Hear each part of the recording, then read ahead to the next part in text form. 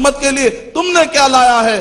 حضرت ابو بکر صدیق رضی اللہ تعالیٰ عنہ کہتے ہیں اللہ اور اس کے رسول صلی اللہ علیہ وسلم کا نام گھر میں چھوڑ کر سارے چیزیں اٹھا کر لایا ہوں، یہاں تک کہ جھاڑو کی ایک تیلی ہوتی ہے تو وہ بھی اٹھا کر لایا ہوں، شاید کہ جنگ کے اندر دشمن کو مارنے کے لیے، آنکھ میں چبونے کے لیے یہ کاڑی بھی کام آ جائے۔ جیسا کہ شاعر نے کیا ہی خوب کہا ہے، گل کے لیے گلستہ بلبل کے لیے پھول بس، گل کے لیے گلستہ بلبل کے لیے پھول بس، صدیق کے لیے اللہ اور اس کا رسول بس۔ جب بھی اسلام کی تاریخ لکھی جائے گی تو یہ محسن تاجروں کے خدمات اور ان کے قربانیوں کو ہرگز نہیں بھلایا جا سکتا، اور ان کے مال سے بھی بڑا فائدہ ہوا ہے۔ یہی وجہ ہے کہ نبی اکرم صلی اللہ علیہ وسلم نے کہا التاجر الصدوق او التاجر الصادق مع النبیین والصدیقین والشہداء، ترمذی شریف، کہ جو سچا تاجر ہوگا، صحیح طریقے سے تجارت کرے گا، تو اس تجارت کے ذریعے سے بھی وہ کیسا درجہ پائے گا؟ مع النبیین، قیامت میں نبیوں کے ساتھ اٹھایا جائے گا، والصدیقین، ابو بکر صدیق رضی اللہ تعالیٰ عنہ جیسے نیک لوگوں کے ساتھ اٹھایا جائے گا، والشہداء، اور شہید لوگوں کے ساتھ اٹھایا جائے گا۔ یعنی کہ اسلام میں تجارت کو نظر انداز نہیں کیا گیا۔ اور اگر آپ غور کریں گے تو ایک طرف مذاہب میں دنیا کو چھوڑنے کی بات کہی گئی، رہبانیت بتایا گیا ہے، دوسری طرف ازم یہ کہتے ہیں کہ بندہ صرف کمائے، کسی اور کا خیال نہ کرے، جیسا کہ کیپٹلسٹ مائنڈ یہ کہتا ہے کہ تم کو چاہیے کہ تم کما لو، کسی اور کا خیال کرے یا نہ کرے اس سے کوئی مطلب نہیں ہے، ہم کو اپنا مال کمانا چاہیے۔ لیکن اسلام یہ کہتا ہے حدود لگا کر انوالو ہونے کی اجازت دیتا ہے۔ اگر آپ گلف گروپ آف بینکنگ، قطر کے اندر ایک گروپ آف بینکنگ ہے، اس کے سی ای او سیتا رمنا، یہ ایک ہندوستان کے رہنے والے ہیں، سیتا رمنا جو کہ ایک سی ای او ہے گروپ آف بینکنگ ان قطر، انہوں نے کہا کہ آج پوری دنیا کریڈٹ کرائسس میں مبتلا ہے، آج پوری کی پوری دنیا بھونچال آ چکا ہے، ایک جال میں، قرضے کے جال میں پھنس چکی ہے، اور اگر دنیا چاہتی ہے کہ کریڈٹ کرائسس سے اپنے آپ کو نجات دلائے، اگر دنیا چاہتی ہے کہ یہ انفلیشن اور دن بدن جو مہنگائی بڑھتے جا رہی ہے، اگر دنیا چاہتی ہے کہ اپنے آپ کو اس سے مکتی دے، تو ان کے لیے ضروری ہے کہ اسلامک اکانومی سسٹم قائم کرے، کیونکہ اسلامی اکانومی سسٹم کے اندر اسلام اجازت دیتا ہے تجارت کی، اسلام اجازت دیتا ہے بزنس کی، لیکن ساتھ ساتھ میں اسلام حد لگاتا ہے کہ جھوٹ استعمال نہیں کیا جائے گا، سود استعمال نہیں کیا جائے گا، دھوکہ استعمال نہیں کیا جائے گا، غرر استعمال نہیں کیا جائے گا۔ یعنی اسلام میں جو اصول ہیں، اسلام میں جو لمیٹیشن ہے، اسلام میں جو پیرامیٹرز بتائے گئے ہیں، اور اسلام میں جو قاعدے قوانین بتائے گئے ہیں، اور اس کے ساتھ ساتھ تجارت کی اجازت دی گئی ہے، اگر اس سسٹم کو فالو کیا جائے تو دنیا کے اندر سے کریڈٹ کرائسس ختم ہو جا سکتا ہے۔ تو میں چاہتا ہوں کہ آپ کو مختصر طور پہ بتاؤں کہ وہ قاعدے اور قانون کیا ہے۔ مثال کے طور پہ اگر آپ پڑھتے ہیں صحیح مسلم کہ نبی اکرم صلی اللہ علیہ وسلم نے ارشاد فرمایا نہن نبی صلی اللہ علیہ وسلم عن بیع الغرر، اور کما قال علیہ السلام، پہلا اصول بتایا جا رہا ہے کہ جب بھی تجارت کی جائے گی تو اس میں غرر نہیں ہونا چاہیے۔ ایک آدمی کہہ سکتا ہے کہ غرر کیا ہے؟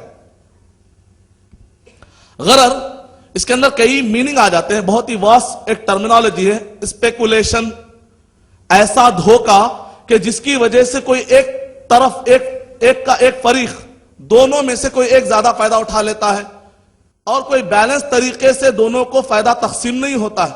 دھوکہ، نقصان، ایک اشاری کے ساتھ کسی ایک کا فائدہ ہو جا رہا ہے اور دوسرے آدمی کا نقصان ہو رہا ہے۔ اس کی ہم اچھی مثال دے سکتے ہیں انشورنس کی۔ یعنی میں چاہوں گا کہ جو ٹاپک آپ کو دیے گئے ہیں ان اصولوں کے ساتھ ساتھ وہ ٹاپک بھی کور ہو جائے۔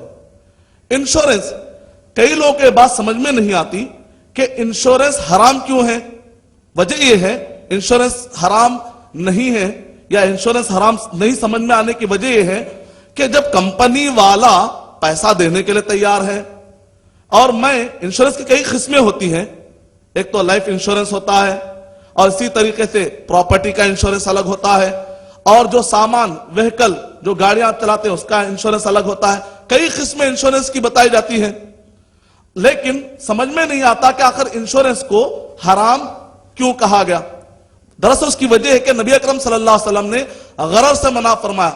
اگر آپ غور کر کے دیکھیں گے تو غرر کیا ہے؟ غرر کی مثال نبی اکرم صلی اللہ علیہ وسلم نے کئی طرح سے دی ہے کہ جس کے اندر کوئی چیز کلیئر نہیں ہوتی اور ڈیل پکی ہو جاتی ہے. جیسا کہ نبی اکرم صلی اللہ علیہ وسلم نے یہ ارشاد فرمایا ان بیع المعاومہ. آپ کہتے ہیں کہ یہ درخت بڑھے گا اور 1 سال کے اندر اس کو جو بھی پھل لگیں گے وہ سارے کے سارے پھل آپ کے ہیں اور پیسے کے بعد کہتے ہیں 1000 روپے میں آپ سارے کے سارے پھل لے لیجئے. اب اس کے اندر بات یہ ہو سکتا ہے کہ جو پھل آئے گا وہ 1000 روپے سے زیادہ بھی ہو سکتا ہے. ہو سکتا ہے کہ طوفان آ جائے اور کچھ پھل نہ ملے اور آپ نے بغیر کسی سودے کے 1000 روپے آپ نے دے دیے. نبی اکرم صلی اللہ علیہ وسلم نے کہا ایسی ڈیل نہیں چلے گی, یہ کوئی فیئر ڈیل نہیں ہے. حبل الحبلہ, یہ اونٹنی پریگننٹ ہے, اس کا بچہ پیدا ہوگا, بچہ پیدا ہونے کے بعد پھر یہ مان لیجئے کہ اگر وہ مؤنث نکلی, فیمیل نکلی, پھر کل کے دن جو اس کا بچہ پیدا ہوگا اس کی ڈیل آج ہو رہی ہے. وعدہ ہو سکتا ہے لیکن ڈیل نہیں ہو سکتی, کیونکہ ہو سکتا ہے کہ وہ بچہ ہی پیدا نہ ہو سکتا ہے کہ بچہ پیدا ہو اور بیمار ہو جائے, ہو سکتا ہے کہ بچے کو پیدا نہ کرے. کس بنیاد پر آپ ڈیل کر رہے ہیں؟ ایسی کوئی ڈیل جس کا کوئی آپ کو پرٹیکولر کلیئر طور پر آپ کے سامنے کوئی شکل نہیں آتی, اسلام کہتا ہے غرر ہے. اس کے اندر کسی ایک کا بڑے پیمانے پر نقصان ہو سکتا ہے. اب اس کے اندر جو ایک پوائنٹ رہ جاتا ہے کہ اگر کمپنی والے مجھ سے کہہ رہے ہیں کہ آپ لائف انشورنس کراتے ہیں, ہیلتھ انشورنس کرواتے ہیں, آپ ماہانہ اتنے پیسے بھریے, اتنے پیسے بھریے, مان لیجئے کہ 2 یا 3 مہینے کے بعد اچانک انسان کہیں نہ کہیں ایکسیڈنٹ اس کا ہو جاتا ہے, ایکسیڈنٹ ہو جاتا ہے, یا جو شرط کے مطابق اس کو نقصان پہنچ جاتا ہے, تو اس نے 2 یا 3 مہینے کے پیسے بھرے ہوں گے. اب کمپنی والے پورا خرچہ اٹھا رہے ہیں. مان لے ہو سکتا ہے کہ اس نے 10,000 یا 20,000 بھرے ہوں گے. اگر 1 لاکھ کا خرچہ آ رہا ہے تو کمپنی پوری 1 لاکھ کا خرچہ اٹھائے گی. یہ ایک شکل ہے, الگ الگ شکلوں میں ہو رہا ہے. تو ایسے وقت پر اسلام یہ کہتا ہے کہ یہ غرر ہے کہ آپ نے سامنے والے پر ایک ایسی چیز کی ذمہ داری ڈال دی 1 لاکھ روپے کی جس کا آپ کو کوئی حق نہیں پہنچتا, کیونکہ آپ نے جو پیسے بھرے وہ 30,000 ہے. اس کو کہتے ہیں غرر. اگر کوئی شخص یہ کہتا ہے کہ انشورنس حلال ہے تو اس کو چاہیے کہ پھر جوئے کو بھی حلال کر دے. اگر کوئی شخص یہ کہتا ہے کہ انشورنس حلال ہے تو پھر اس کو چاہیے کہ وہ غرر کو بھی حلال کہہ دے, دھوکے کو بھی, نقصان کو بھی, انفیئر ڈیل کو بھی وہ حلال کہہ دے. پھر کیونکہ اس کے اندر ایک قسم کا جوا بھی پایا جاتا ہے. مان لیجئے کہ اگر ایک پرٹیکولر مدت کے اندر ایکسیڈنٹ ہو گیا تو سامنے والے سے آپ 30,000 کے بدلے میں 1 لاکھ لے رہے ہیں. جوئے کے اندر بھی ایسا ہی ہوتا ہے. آپ تھوڑا پیسہ ڈالتے ہیں, قدرت کی طرف سے کوئی کام ہوتا ہے اور اچانک آپ کی طرف سے کوئی فیصلہ نہیں ہوتا. مثال کے طور پہ آپ کہتے ہیں کہ چت یا پٹ, آپ کہتے ہیں کہ چت, مان لیجئے کہ واقعی چت پڑ گیا تو آپ نے جو شرط بانی تھی اس کے حساب سے آپ کو چیز دینی پڑے گی. یعنی آپ کے ہاتھ میں نہ چت ہے نہ پٹ ہے. ایک ایسی چیز جو اوپر والے کے حوالے ہو جاتی ہے یا ماحول کے حوالے ہو جاتی ہے, ایسے بزنس کو اسلام پسند نہیں کرتا. یہی وجہ ہے کہ سیتا رمنا صاحب نے جب تجارت کی انہوں نے دنیا کی سارے ہسٹری اور سارے ازم کا انہوں نے مطالعہ کیا تو انہوں نے کہا کہ اسلام میں جو اصول اور قاعدے بتائے گئے ہیں یہی ایک راستہ ہے جو فی الوقت دنیا کو انفلیشن سے اور مہنگائی سے باہر نکال سکتا ہے, اور ایک خون ریز تجارت کی طرف جو دنیا تیزی کے ساتھ آگے بڑھ رہی ہے اس کو بچانے کا ایک ہی راستہ ہے کہ اسلام کے مقدس قوانین کو تجارت میں داخل کیا جائے. غرر. اور اسی طریقے سے اور ایک اصول نبی اکرم صلی اللہ علیہ وسلم نے یہ بھی ارشاد فرمایا. اگر آپ پڑھتے ہیں صحیح بخاری حدیث نمبر 2074 سے لے کر حدیث نمبر 2748 تک, یعنی کہ مکمل 700 احادیث تجارت سے ہمیں ملتے ہیں. یعنی کہ اگر آپ دنیا کے سارے مذہبی کتابوں کا مطالعہ کریں گے تو ہر مذہبی کتاب کے اندر کہیں پر اشعار بتائے گئے ہیں, کہیں پر کچھ شلوکات بتائے گئے ہیں, کہیں پر کچھ منترا بتائے گئے ہیں, لیکن اسلام کے اندر ہر ڈپارٹمنٹ سے متعلق رہنمائی کی گئی. 700 احادیث صرف صحیح بخاری کے اندر ملتی ہیں تجارت سے متعلق.